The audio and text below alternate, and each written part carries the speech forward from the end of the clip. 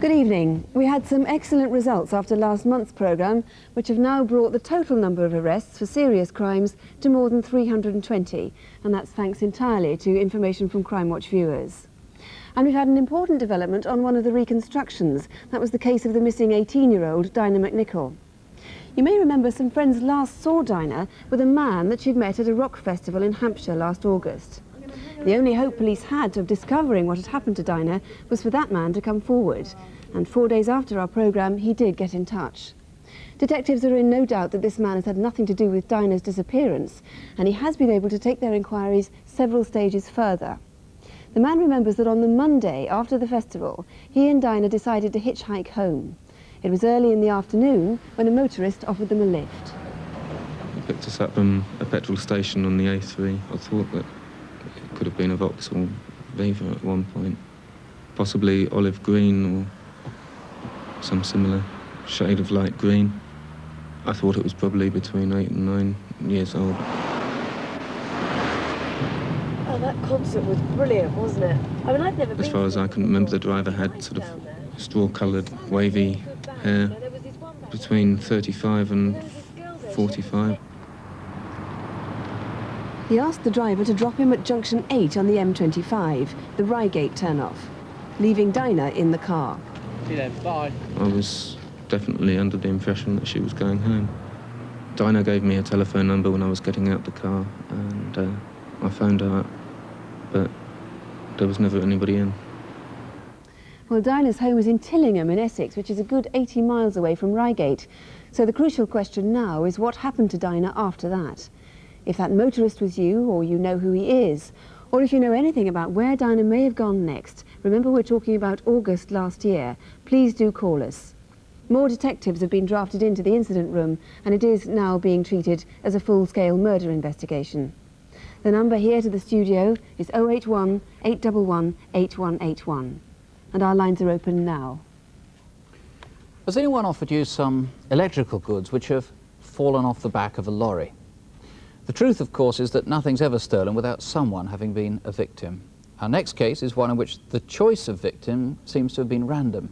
In fact, the whole crime might have been opportunist. This is Sevenoaks in Kent on Friday the 24th of April at 20 to 9 in the morning. Linda Cottam, a manageress for Seaboard, was arriving to open up the local electricity showroom.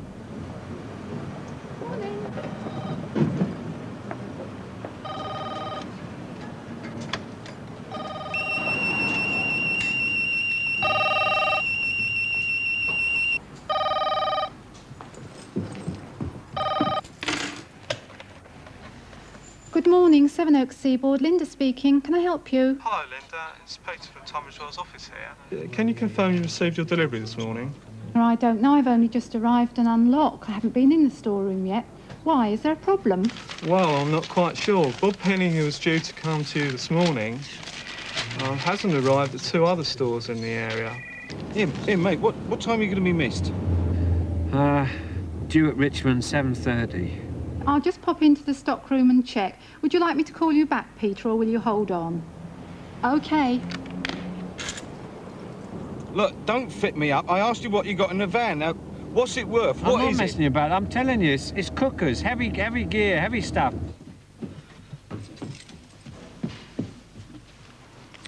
Oh, well, actually, Peter, I think we've got a problem here. Hello, Bob. Bob, this is... Peter, it's just gone dead.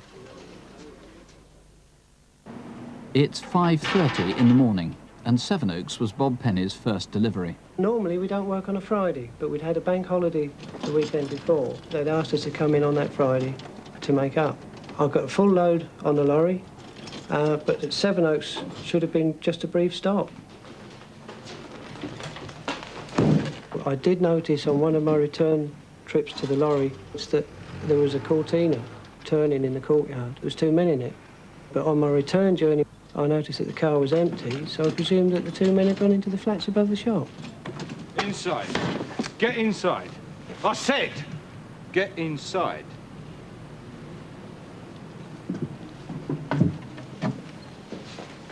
Right, get your jacket off. Come on, get it off, quick. Hurry up.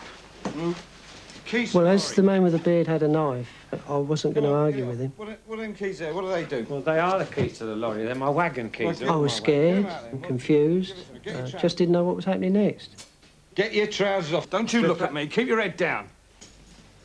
What about the tail lift on the lorry? How does that work? It's got 2 buttons, one up, one down. It's got some flaps, 2 at the side and 2 at the back. If you don't lift them in the right order, the tailgate doesn't open. And if you don't lift the lever at the side of the tailgate, the whole thing don't work anyway. You got that, Mick? Here's them laces. Don't you look at me. Keep your head down. The bearded man that was doing most of the talking, his speech was slurred and he smelt heavily of alcohol, which was also a bit frightening. Right. You're coming with us. And they made it apparent that I was going with them. And I thought at that point that I was an embarrassment to them. I'd seen too much, so I didn't know where I was going, what they were going to do with me or anything. I did notice that as we were getting in the Cortina, the first 3 digits of the registration were WWW. Get in there. Get right in. Lay down. Keep your head down. Go on, right down. That's it. Right, stay there. The younger man drove the lorry, which followed the Cortina out of Sevenoaks. Bob recognised the route as the A21 towards London and saw several landmarks.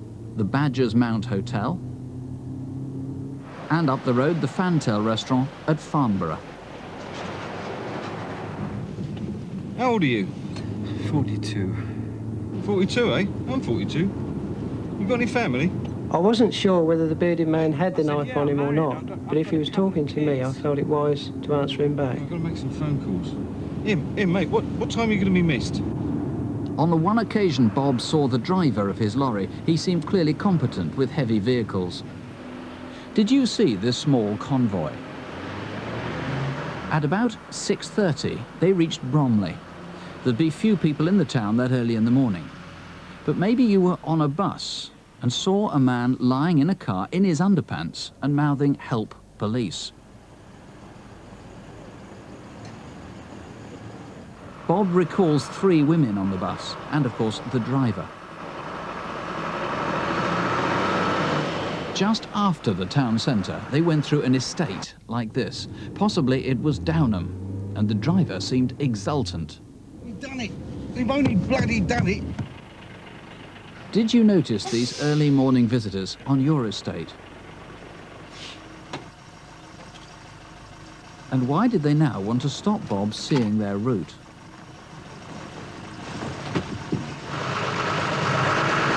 In fact, we know they drove for about 5 minutes and went past a British Telecom depot leading to a Waitrose car park.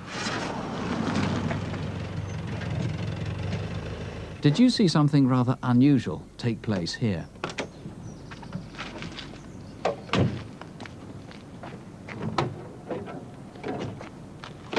Right, come on, get out. How'd you get? Come on, hurry up. Get out, quick. Keep your head down, don't look. When they put me in the boot, it was very disorientating, because then I didn't know where we were going or what was happening. I'd already been travelling for quite a while. I just felt that I had to get out of the shoelaces because they were hurting by then. I did manage to get out in the end. Go on. Right, come on, get your head up. In there. The boot was very uncomfortable, and the back axle was very noisy, and the petrol fumes were coming through. This is southeast London, Deptford, Rotherhithe, Peckham, New Cross, a region built round and under railway viaducts. Bob heard trains and another lorry. Maybe this is where the goods were transferred. One of the men got in the car and moved the car to the other end of what I presumed was the yard. I think to be out of earshot. And then something quite unusual happened. Wallet. I need your wallet. All right, mate. Go and get some breakfast, eh? Okay. Bob believed he'd been abandoned. But an hour later, they'd returned, and after several stops came here to Rotherhithe. Did you see them dump the truck in Warndon Street at 9:45? This is a residence car park off Avonlea Road in Peckham. The Cortina arrived here 15 minutes later.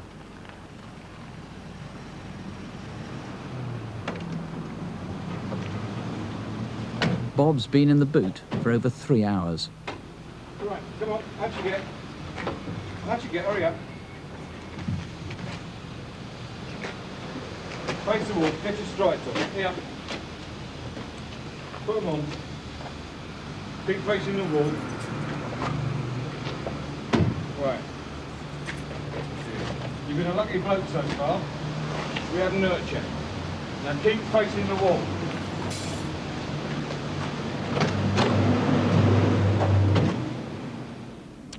I should say that Seaboard have quite radically changed their security procedures and delivery procedures because of that crime. John Han, in one way, it was an extraordinary tin pot affair, this. As I said at the beginning, it seemed to be something they just decided upon on the spur of the moment. On the other hand, armed with a knife, these men are presumably pretty dangerous. A most terrifying ordeal for Bob Penny. He's of the opinion that it was an opportunist crime, and I tend to agree with him. But let's be fair, these men were armed with a knife. They were skulking around the back alleys at Sevenoaks at 5:30 in the morning. They're obviously no angels. And once they'd actually stolen the load, they soon knew who to telephone to offload it once they'd reached South London. Are they local men? They seem to have local knowledge. Not local to Sevenoaks. Certainly as they were driving through the Downham estate, as we saw on the film, Bob Penny was under the impression that they knew the area well. And again, the Waitrose car park, if you're a stranger to the area, you would have great difficulty in finding it. Now that bearded man was pretty distinctive and fairly drunk. He was swigging beer as they were driving along at times. That's right. What we do know about him, he was obviously a drinker. Bob said he smelt very heavily of beer. He's a man who appeared to be subject to erratic moods. One minute he was very pleasant, the next he was very aggressive. He told Bob he was 42. We feel he might be slightly younger than that. The physical description, 5 foot 10 inches tall, stocky build, had a slight beer belly, had a full cropped beard, greyish short hair, and he spoke with a South London accent. And the younger man, whom he called Mick at one stage, seems to have been the owner of the Cortina. That's right. There's a great possibility of that. What we know about the second man, he was white, mid to late 30s.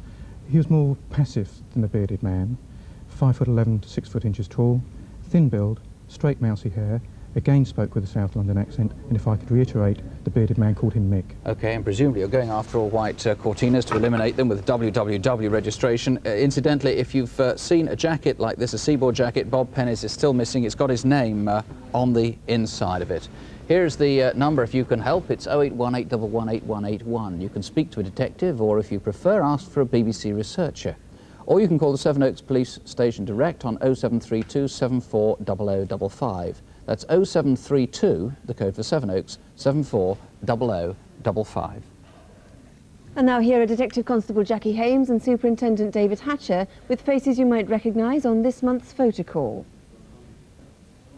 Do you know this woman? Look out for her the next time you're shopping. She's seen here at the Asda Superstore in Watford, closely watching this shopper's trolley. We believe she's been responsible for a number of handbag thefts around the Hertfordshire area. The two men with her are West Indian and in their 20s. One of them sometimes wears a baseball cap. Stolen cheques and credit cards have been used, totalling many thousands of pounds.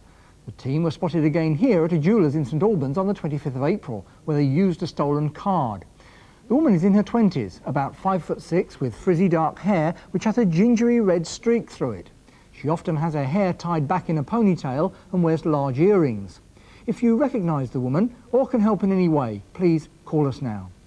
Alan John Joyner gained the trust of many investors when he set up in a business as a financial consultant.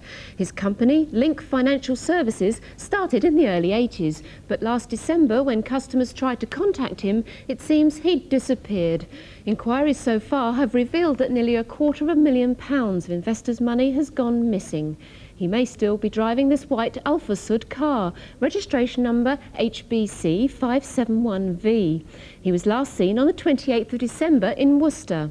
Alan John Joyner is 45, 5'11", with a broad build. If you have seen him or know where the car is now, please let us know. Do you recognise this woman? We'd like to speak to her in connection with fraudulent transactions totalling nearly £100,000. Since the beginning of last year, stolen cheques have been cashed at high street banks all over London. The woman has been caught on security camera a number of times. The cheques are often in different names, but the handwriting is always the same. She's in her early 20s, about 5 feet tall, and has light brown hair with blonde streaks. If you do know who she is, please call. Perhaps you know these men. They may have information about a rape in the Camberwell area of London. Just after midnight, in an alleyway at the Mary Datchler estate, a 15-year-old schoolgirl was raped at knife point. During her ordeal, she was taken to Denmark Hill, where she was later released.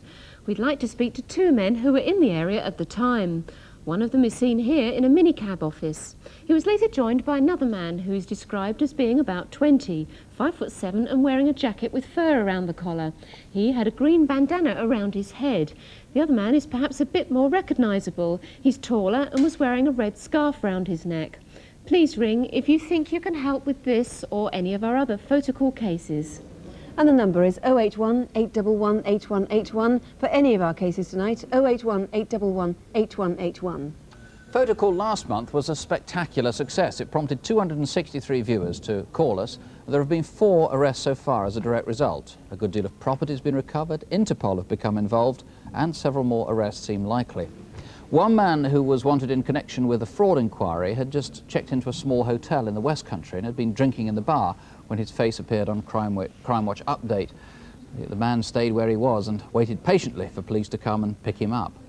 In another bar, this time in southeast London, someone saw another face that seemed familiar, and a man has been charged with armed robbery. A couple who saw themselves on Crimewatch apparently put on wigs and tried to leave their home unnoticed.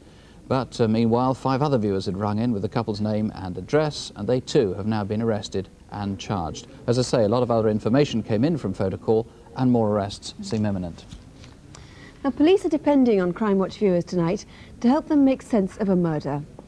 Jacqueline Palmer-Radford was well liked. She lived with her 2 sons in the Hampshire village of Eversley near Reading, and her life really revolved around the children. 11 weeks ago, she was found dead at her home. Jacqueline's sons are played in our film by actors and have been given fictitious names. Our reconstruction begins in Eversley on Tuesday the 31st of March, the day before her death. Do you need any help with your homework tonight, Sam? Yeah, that'd be great. Jacqueline and her husband separated a year and a half ago after 18 years of marriage. She and her 2 sons, 17-year-old Sam and 6-year-old James, had continued to live in the family home, Riversdale House. So what do you 2 fancy for dinner tonight, then? Lasagna or pizza again? Pizza, pizza! Is that all right with you, Sam? It's the second time this week. We were always very close, simply because there was no one else with her. The most important thing with Jacqueline were the children. She'd worry all the time for them, making sure they had plenty of clothes, getting their day right from the start. Since her separation, Jacqueline had taken up new interests in her life. She applied for an open university course and became involved in a number of sports. She was socialising more and widening her circle of friends. So do you think you're going to take up tennis then, or...? Well, I quite fancy it, but I think it's going to take up too much time, really. I'd known Jacqueline for about 18 months. We were very close. I think we sort of regarded each other as best friends, and we used to confide in each other a lot. If there were problems or if there was anything bothering her, she used to phone me.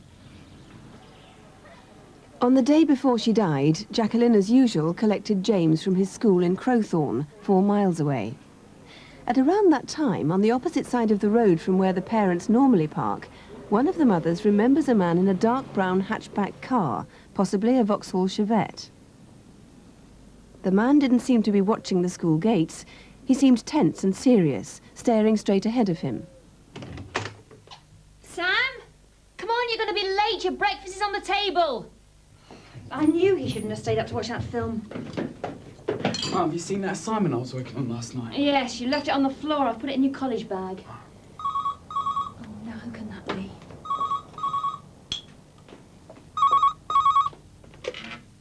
Hello? Oh, hi, Mum. Look, I can't talk now. I'm in a bit of a rush. Yes, we're running late this morning. OK, fine. I'll call you later. Yep, bye. A few hundred yards along the road from Riversdale House is a small office block. The main road through the village is a clear way, and employees arriving for work at about 8:30 that morning remember seeing a stranger in their small car park.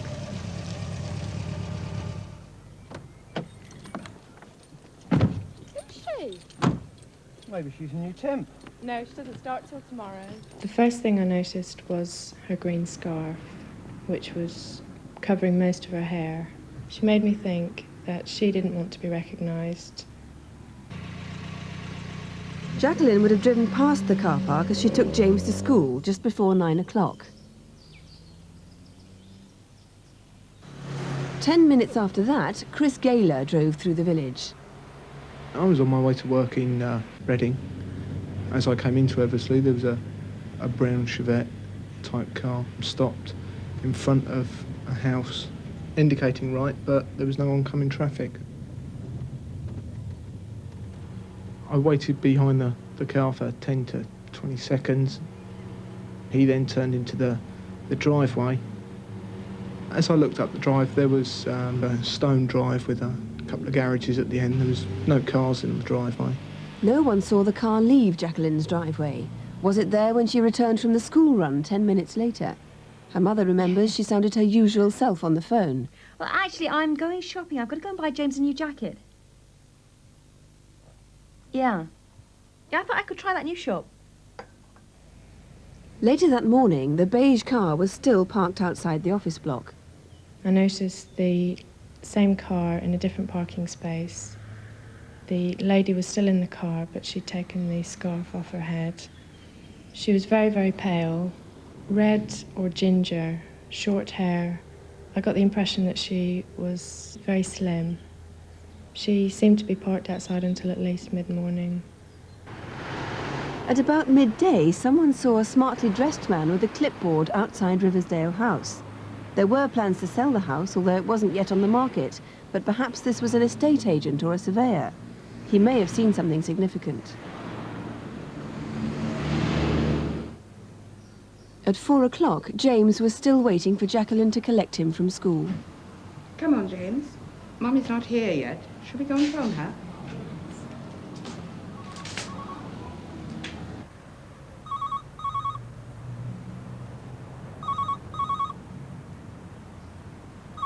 At about 5:30, Jacqueline was found in her home. She'd been suffocated. This is such a sad case.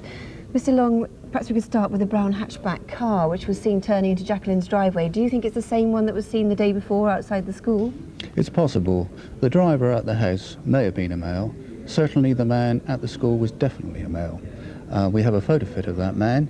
He's described as 40 years, sandy-coloured hair, mid-brown, scruffy on the top, wearing a white shirt over a grey pullover. He had a particularly pale complexion and looked ill. Right. Now, what about the woman in the beige car? Very important we trace that person. Anybody that would know the identity or the make of the vehicle or knows anyone that's loaned or hired a vehicle of that description to such a person, I'd like to know. All right, remember we're going back to the end of March or the beginning of April. There was the man with the clipboard in the afternoon, which just might tie in with a pen you found in Jacqueline's driveway. Yes, fairly common pen that retails for about £32 in most outlets. It's a shaper pen with a zigzag design on it. Yes. Something we didn't see in the film, at about 11 o'clock in the morning, a man was seen running near Jacqueline's home. Yes, about 300 yards away, a rather unusual man wearing a raincoat, jogging bottoms, training shoes, carrying a plastic Sainsbury's bag and another bag that looked like an airline bag. If you saw him, you'd remember. Yes, simply like to know who he is. And something else not in the film, in Jacqueline's house, you found an open university prospectus with a name on it, Lawrence Gillam, and a time perhaps, so it looks like 10:40. That's quite correct. The importance of that, she might very well have had an appointment with somebody. We'd like to know who Mr. Gillam is. Please, if you can help, please call us. The number's 081 811 8181 here, or you can call the Basingstoke Police Station direct, and that number's 0256 473 111. That's 0256, the code for Basingstoke, 473 111. Just trying to catch up on some of the calls coming in. There have been an enormous number on that seaboard hijack in Kent, and a number of names have been put forward, including a couple of names just come in the last few moments, which seem to tie in with a large number of other details that we have on that case. There's also quite a number of calls coming in so far on the Dinah McNichol case. We'll bring you more on that in a moment. Incident Desk last month, incidentally, had one case which seemed to cause a particular sense of outrage. An engaged couple crossing a road in Middlesex were nearly hit by a passing car. After the man shouted abuse at the driver, the car then turned round and the pedestrian was stabbed. You might like to know that a man has now been charged with murder, though the arrest was not as a direct result of the programme. Now for this month's Incident Desk, here are Jackie Hames and David Hatcher. First on Incident Desk, a crime we hear little about, male rape. Barely reported, but in tonight's case, the victim had the courage to go to the police. Around 11 p.m. on Friday, the 8th of May, the victim was attacked by these two men on the London Underground. We think they got on the tube at London Bridge. The victim managed to escape when the train stopped at the Angel. The two men stayed on. Do you recognise them? This man's in his late 20s, about 5'7". He had closely shaved dark hair and had an earring in his left ear. He wore a black donkey jacket and dark polo neck jumper, black tracksuit bottoms and boots. The second man's in his early 30s, about 6 foot, with spiky reddish hair. He also had a moustache and a goatee beard. He wore a khaki coat, a tight-fitting grey t-shirt, washed-out blue jeans and baseball boots. One of the men referred to the other as George, and both had London accents. If you do know them, please do call. Carl Crooks was 10. He died minutes after being hit by a car only yards from his home. It happened on a Sunday evening, the 17th of November, in Collyhurst, Manchester, at around 6:20. Carl was crossing the 664 Rochdale Road between the junction of Whitley Road and Osborne Street when he was hit by a car believed to be travelling towards Manchester city centre. Witnesses saw two men in the car. They stopped, reversed, turned the headlights off and sped away. We now know from forensics that while the car was a white Ford Fiesta manufactured between 1976 and 1983, a piece of trim was partly detached and a headlamp broken on the driver's side. Witnesses remember a rear spoiler, square dowel headlights and a 7 and a V in the registration. Perhaps more importantly, they remember that the men in the car were in their mid to late 20s. The passenger's hair was dark and the driver's was lighter with blondish streaks. And there are other people who may be able to help. A dark-coloured Sierra or Granada was in the area at the time. The driver and possibly the passengers may have seen something. If you can help in any way, please do call, and perhaps someone involved may have the courage to phone in tonight. Finally, two robberies which we believe are linked. On Saturday the 4th of April, thieves broke into a house in Epsom, Surrey and stole paintings, antiques and, among other things, documents. Now, these gave details of a relative's jewellery along with her address. She lived in Ammanford, South Wales. A month later, on Wednesday the 6th of May, this woman called at her house. There was a for sale sign outside and the woman persuaded the owner to show her round despite not having an appointment. Minutes later, the owner let in two men, who the woman claimed were her husband and brother. They threatened her with a knife, tied her up and ransacked the house. Do you recognise the woman? She's in her early 30s and about 5'5". She has distinctive green eyes, long blonde hair and is well spoken. Both the men were in their early 30s. One was about 5'11" with short dark hair. He wore a faded denim shirt and jeans. The other was taller and had dark curly hair cut short at the sides. He was wearing cream chino trousers and a black polo shirt. One of the things taken was a tea towel identical to this, with the motif Jonathan and Suzanne, January 26, 91. If you've any information or can help with any of our other incident desk cases, please do call. And once again, this is the number 081 811 8181. 081 811 8181. It can't be said enough that in crimes of rape, the assailant is usually known to his victim. That doesn't diminish the crime in any way, of course, but it does serve to underline that the attack women generally fear most, rape by a stranger, is, thank heaven, comparatively rare. When it does happen, though, it causes a particular sense of outrage. That's why the crime makes headlines, and it's why police in Wiltshire are confident that in the next few minutes, someone watching will come forward to help them solve a crime that's caused widespread disquiet in the town of Swindon. Here's your homework. See how many you can answer. And the answers are on the back, but don't cheat. Okay. This is Swindon College of Further Education. Okay then, see you next week. Good night. Bye. At 9 o'clock, Barbara Martin was finishing her lecture on food hygiene.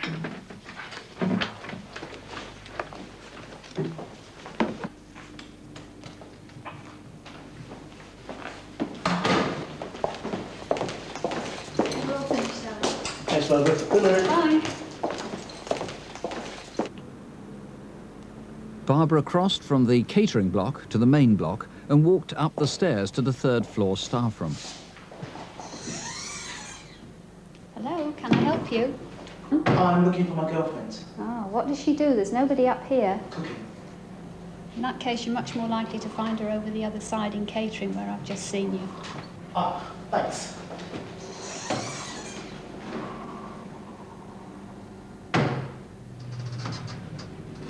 At about that time, the caretaker was on his way to the top floor to lock up. What are you doing here? I've come to pick up my girlfriend from the food department. Well, this isn't the food department. Anyway, the catering classes are finished. They're all locked up. Oh, this is probably waiting in the car park.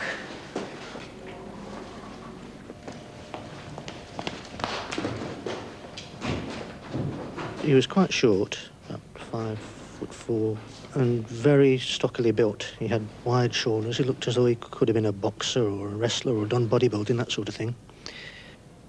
I was still a bit suspicious of him, so I thought I'd better follow him and see where he was going. And I saw him leaving the building, so I thought, well, that's all right, he's gone then. A few minutes later, Barbara Martin left the building on her way home. Hello, haven't you found her yet? No, I haven't. I'll wait another 10 minutes. OK, then. Hope you find her. He had a rather unusual way of carrying his head. His chin seemed to be fairly far forward. Now, it didn't strike me as odd that he should be waiting where he was, because there were still people around in the building who would have to be leaving, and maybe his girlfriend was one of them.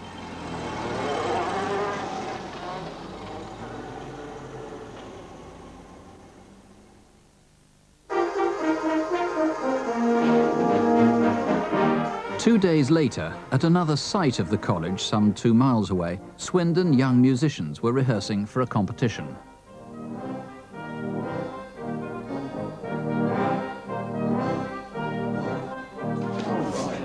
At the same time, lectures were finishing.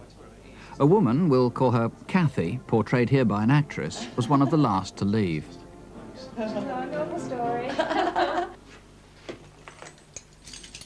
Brian Howlett, the caretaker at this site, was starting his rounds.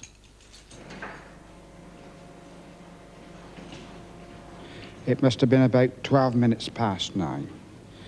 And this particular man came up the steps from the entrance, and he gave me a sort of a look which made me a bit suspicious. So I thought I'll follow him up the stairs, because just recently we've had some stuff taken from the classrooms. Well, I followed him up the stairs to the 3rd floor. Now, I couldn't see him at the 3rd floor, so I didn't give him another thought. You know, I thought, well, he's gone and that's that.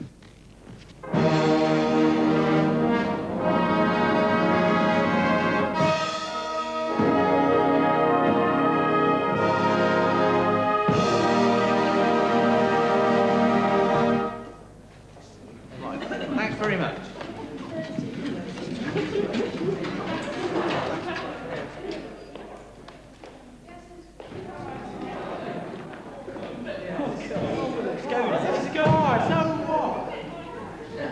See you next week. Yeah, see you. Bye. Bye. Now, bye.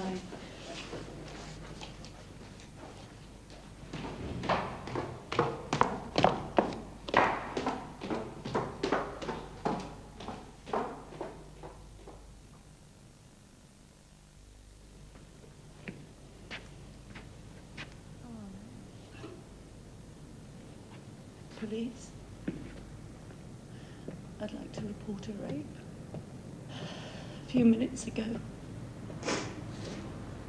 Can you come as quickly as you can, please? Is something wrong? Please stay with me till the police arrive. The attacker clearly knew the layout of the college. Maybe you've seen him at a gym. His accent is described as local to Swindon, but with a London tinge. Remember, he's stocky and about 5'4".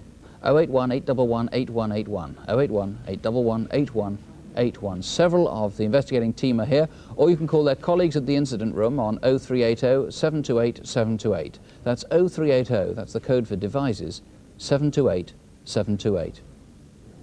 Our final case is a robbery at a jewellery shop in the small town of Nelson in the Lancashire Pennines. It's an area where the crime rate is relatively low and the detection rate relatively high, so the townspeople were shocked at a raid on their local jewellers. Police feel the robbers may have come from outside the Nelson area, and in fact our reconstruction begins in the neighbouring county in Wakefield, West Yorkshire. Well, I hadn't used the car for a couple of days, but when I went to bed about 10 o'clock, the car was still parked outside.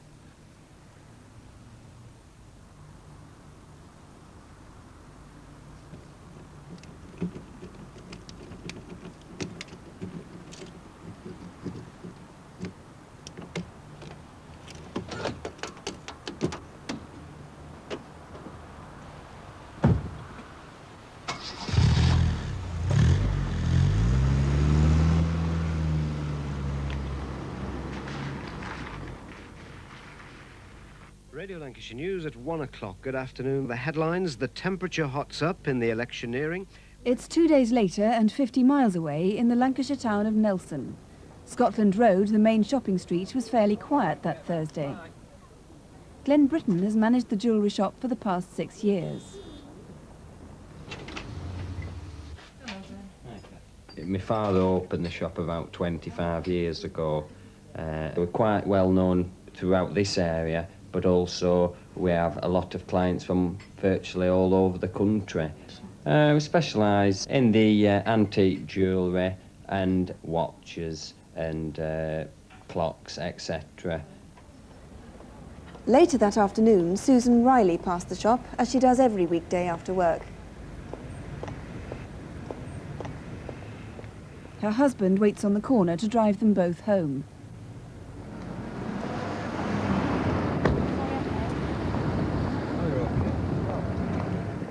It's 25 past 4. Well, as we approached the junction of New Scotland Road, and I noticed a white Cavalier waiting to turn in, and I got quite a good look at the man sitting behind the driver. He seemed to be in his late 20s, quite a big bloke with black hair, probably a black moustache. The one I could see best was the driver. He had a thinnish face, longish nose, and was quite mean looking, and straggly light brown hair. He was between about 25 and 30. I commented to my wife that they looked a bit of a rough crew to be in such a nice car.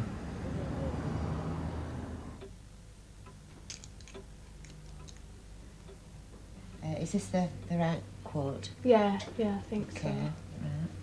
When did he say he'd been to collect it? Late Monday afternoon. Right, well, you'll have to ring up and check that it'll definitely be back. I'll phone in the morning. All right, then. Come on! Come on!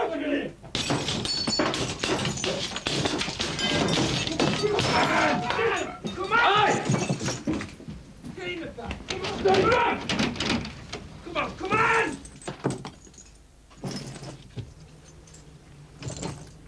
All right, come on, let's go!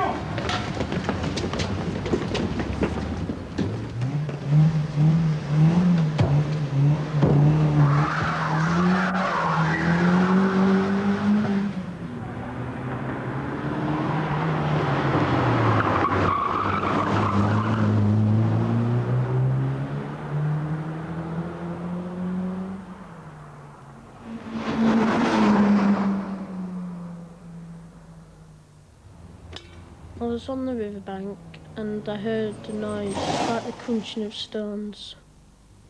And I looked up and there was a car across the riverbank that had grinded to a halt. They appeared to be burying something in the leaves. Well, they all ran off, laughing and shouting. I lost sight of them when they went behind a row of houses near the motorway. Well, Mr. Close, what were they burying? Well, immediately after the car was abandoned, we found green sweatshirts, balaclavas, 2 baseball bats and this piece of wood that looks like it may well have been involved in the point system of British Rail. It had on it the letters AY86 and then SWT with an arrow facing upwards and the numbers 86 again. Southwestern Transport 86 maybe, somebody will tell us. But the boy lost sight of them as they headed towards the motorway. Where did they go next? We have another witness who has seen a Fiesta type car parked on the motorway, on the slip road of the motorway. This car was displaying its hazard lights, although there was nobody in the vehicle. The significant point about this is that had the raiders run up the embankment onto the motorway, they would in fact have entered the motorway directly opposite where this car was parked. Now, someone saw another apparent breakdown on the motorway at about the same time. That's right, about a mile away and facing in the other direction we had a breakdown wagon and a white Peugeot saloon. Again, the significant point of this is that regardless of our inquiries in breakdown and the RAC and various other people, we've failed to have any success with it. Well, they may have seen something significant, of course. Now, the car they used to carry out the robbery was stolen in Wakefield, and that's more than 50 miles away, but it had clocked up 250 miles since then. Yes, it was stolen 24 hours earlier from Wakefield, and incidentally, there was an incident there some 10 days before. We know there was very little petrol in the car, and we're hoping, bearing in mind the artist's impression, that a petrol pump attendant or a garage owner may be able to help us with this. And finally, the items they stole were pretty distinctive. Yes, I'm told that 2 of them in particular were unique. There were 2 watches, one which were the Rolex quartz, and they had those markings on the back. Right, Kuczynski in the second one. Well, if you can help, here's the number to the studio, 081 811 8181, or you can try the Lancashire Police Headquarters, and that number is 0772 617 771. That's 0772, the code for Preston, 617 771. Well, a lot of calls coming in tonight, especially on the South Eastern Electricity Board hijack, that lorry that was hijacked at Knife Point in Kent. Several names have been put forward, and a number of them really do seem to tie together with information police already have, and seem to tie together as well with a car that they have their eye on. There's a good deal of information too coming in on the cheque fraud woman. Several names have been put forward for that. On the hit and run, it looks like they might have identified that car. As I say, a lot more information coming in. We'll tell you more about it on Crimewatch Update. That's in an hour's time at 11:15. But we really can't go tonight without mentioning these, piles and piles of them. Last month, after 8 years, we dropped our farewell wishes, don't have nightmares, do sleep well. Frankly, I have to say, I thought the reassurance was wearing just a little bit thin. But I was plainly wrong. The result was a mailbag bulging with appeals to bring it back. There was a call to do the same, you may have seen it on Points of View, and as if that wasn't enough, with a perfectly straight face, a programme on ITV tried to swipe it as a catchphrase for themselves. Now that really would be something of a crime, so don't have nightmares, do sleep well. Good night. Good night.